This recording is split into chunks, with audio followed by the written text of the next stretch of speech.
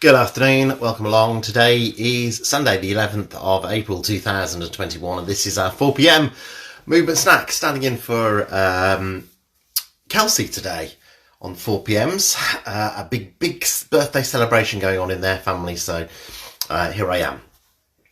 Right, so listen, if you're on catch up and this isn't the one you want, then please do go find the one you do want. Pop and do that and then catch up with us. I'm going to do my very best to channel my inner Kelsey today and get it exactly right. It's always quite nerve-wracking when you're doing somebody else's sway routine to make sure you get it exactly as they have put it together and built it over the week, especially today because it's the final. It's like the finale of it, isn't it? So a bit nerve-wracking, nerve-wracked at the moment. But I'm sure everything will be all right. Such a good way of putting things across, Kelsey, that I'm sure I've picked it up. But still, be kind to me. Be gentle. Now, listen, I'm going to leave you there on catch up, and I'm going to pop you across say hello to the live as they start to come on board. I can see people popping in at the top. Let's get a few messages in if we can. Christine, good afternoon to you, and good afternoon to Ian Wright. Merry rain where you are, Ian. Down London way, I believe, isn't it? So, good afternoon to you. Welcome along. This is our 4pm sway and stretch. And this is our opportunity to practice those three-dimensional movements. You know, it's stuff we do every day, really. We move in more than one dimension continually during the day. But we focus on it here. George, good afternoon.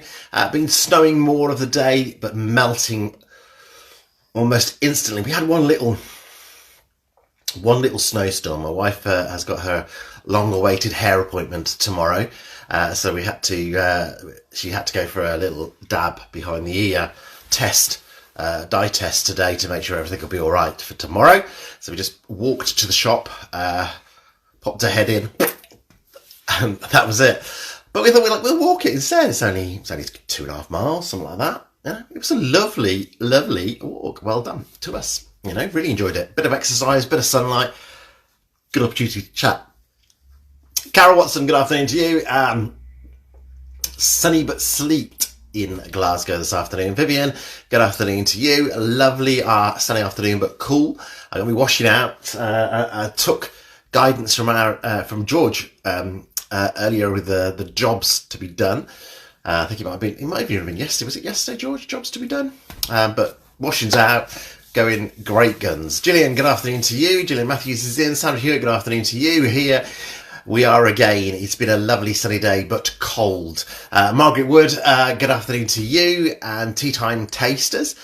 The sun has gone and it's cold again. Need a warm up. Yeah, it does. Once that sun goes in, it gets really cold, doesn't it? Kathy Speed, good afternoon to you as well. Good to have you with us, Nadil. Good afternoon. Welcome in back from a lovely walk here too. The sun is where you are down in Cambridge. Right, listen, we are at 4:00, so let's lose excuse me, the comments off the bottom of the screen. If you want to, swipe them to the right and they will be gone. And we'll have our 3, 2, 1, shall we? Good afternoon, everybody. Welcome along. My name is Dave Montgomery from Later Life Training, channeling my inner Kelsey Leviton today to bring you your 4pm movement snack. Third opportunity to add those additional movement minutes into our day. So, are we going to do this in standing or seated? Choice is yours. That's the first choice, yeah? Let's get ourselves ready to go. Now, in standing, we've got our fixed external support available to us. Really important to have that.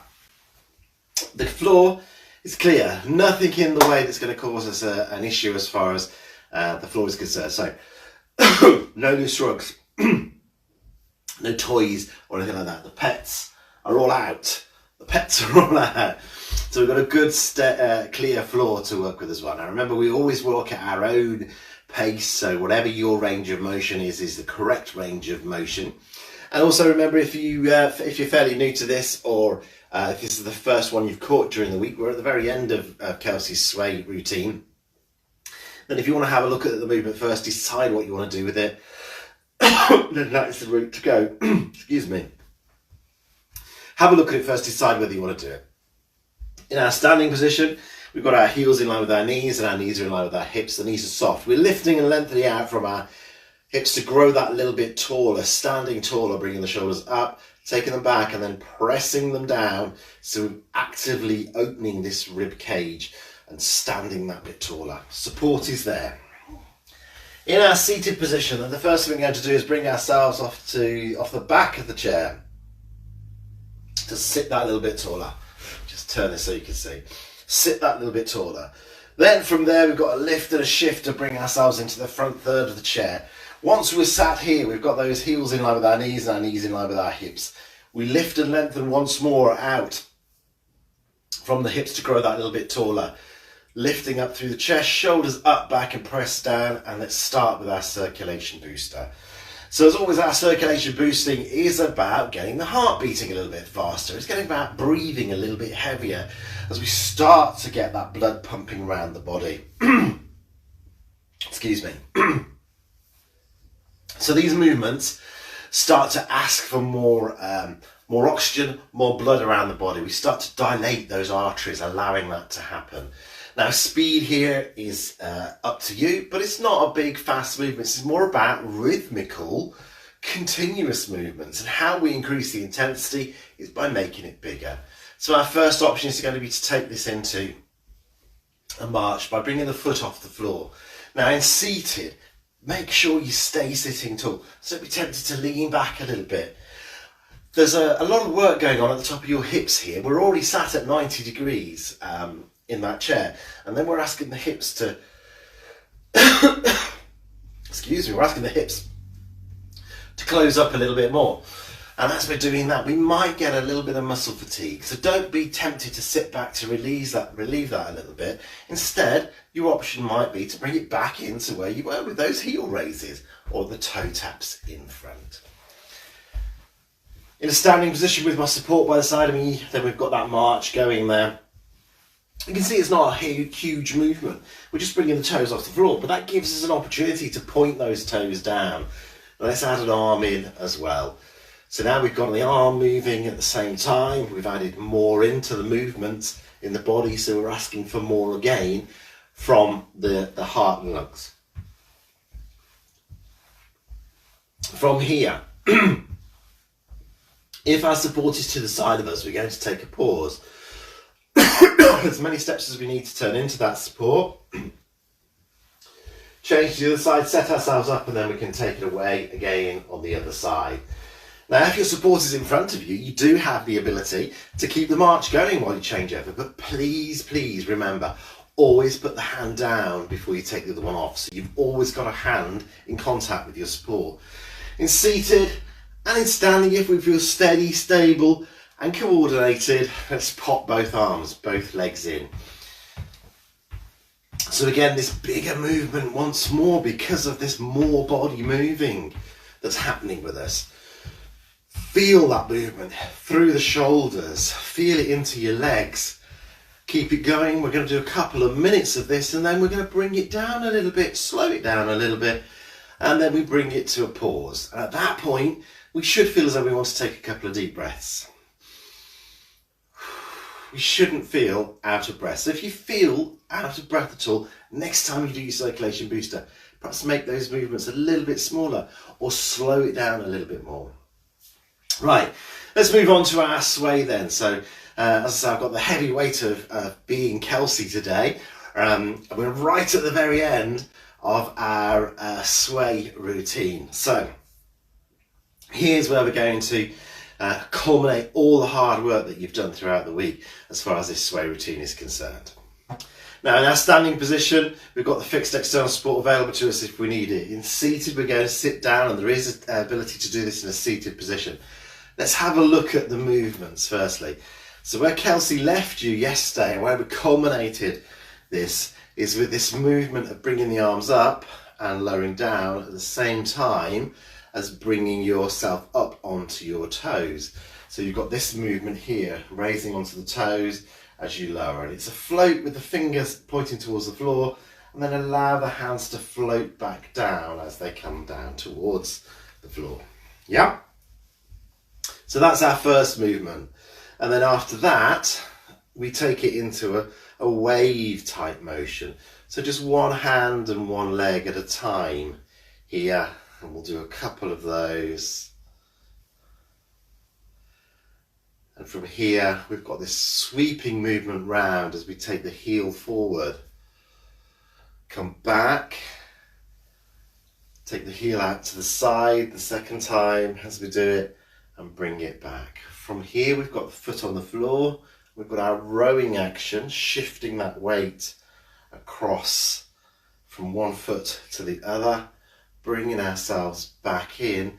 And again, with this lifting motion, we return back to where we started. Now this time we do it again on the other side. So this motion here, where we bring it out, we place our heel down onto the floor, and then we take the heel out to the side, where we've got that motion shifting forward and back. Yeah, this is where your rowing the oar comes in, with a couple of those, which taking the arms across and round, stepping back in, and it's this point at which we bring the foot back in as we sweep the arms up and down again. As we step forward, heel toe, we've got that shift of weight across to the other side, and use your support if you need it. Again, heel comes down through to the toe. As we step back in, toe heel to bring ourselves back into the centre. Excuse me, just one sec. So, seated, the options are exactly the same. So we can do this all in our seated position. We've got this lift and this lower, this lift and this lower. We've got the wave, one hand and one leg at a time. From there, we've got the sweep forward and back in, taking the leg out to the side, and then we bring it across to the side with that movement forward and back. Here we've got that row going forward and back. That feels so good on the lower back. Bringing ourselves back, centering in, and bringing ourselves back in to the centre. And then again, oh dear, leading with that left leg, or if you were on the right, or the right leg if you were on the left. Or should we just say the other leg? That's probably the best way to do it, isn't it? So these controlled, slow movements. This step forward with the heel dig, taking it out to the side, placing the foot down as we bring it up for that row, as if you've got a couple of eggs in your hands, remember, with that hand position. Back into the centre, and here is your lift and your lower to bring us back into our starting point.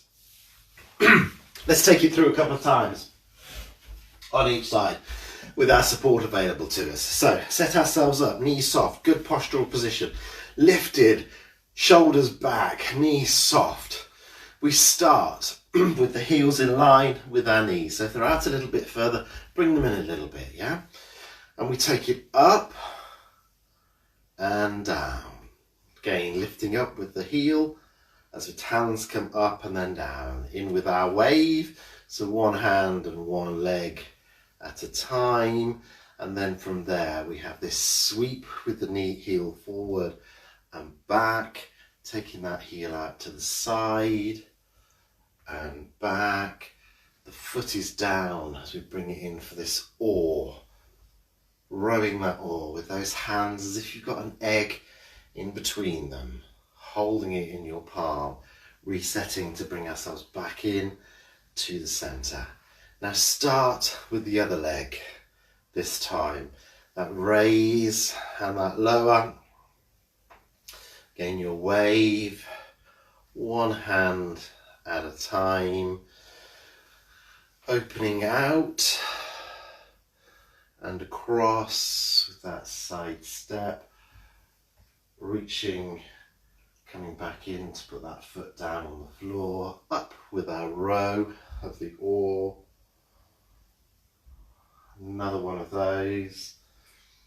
And as we come back in, sweeping up, stepping back in, and there we are. Completed. That is our row, our sequence, our sway sequence for the day. So we've got a bit of paint in the fence, we've got a bit of row in the yaw, we've got some foot movements forward to the side, some rotation in there. Absolutely wonderful sway movement from Kelsey. I just hope that I got it right. I've got so much going through my head to try and make sure I got it right. Trying to channel my inner Kelsey. Right, let's move on to our stretches then. So in our first position for our calf, in standing, support to the side. Take a step back, toe down, heel down, and get those toes pointing in the same direction. Now your hand for support is going to be in front of you, because from here, what we're going to do is allow that front knee to bend to bring us forward, and the hand stays where it is. So as we come forward, we have that support level with our shoulder. Now have a look at the front knee. It's no further forward than the toes. And if you feel it's going to go further forward than the toes, then take a bigger step backwards. Yeah. And all that happens is that knee bends. And what I mean by that is we don't bend at the back. We just allow ourselves to lean in by bending that knee. Seated option. In our seated position, we take the foot out in front. In our front third of the chair, we're sitting tall. The heel is down, the toes are pointed up. And we ease the heel away a little bit more as we bring the toes in towards the shin, keeping this knee soft still and tall. And we should feel that lengthening down through the back of our leg. So decide if you're going to do it in seated or standing. Take the leg either behind you in standing or in front of you in seated, and come into that stretch. Now, as always with the stretch, we should feel the lengthening of the muscle. So feel the calf lengthening, but don't feel any pain. If you feel any pain, then ease off a little bit. This is about just feeling the lengthening of the muscle. And we'll hold it for around 12 to 20 seconds, and then ease out, bring the foot back in, and feel that stretch ending.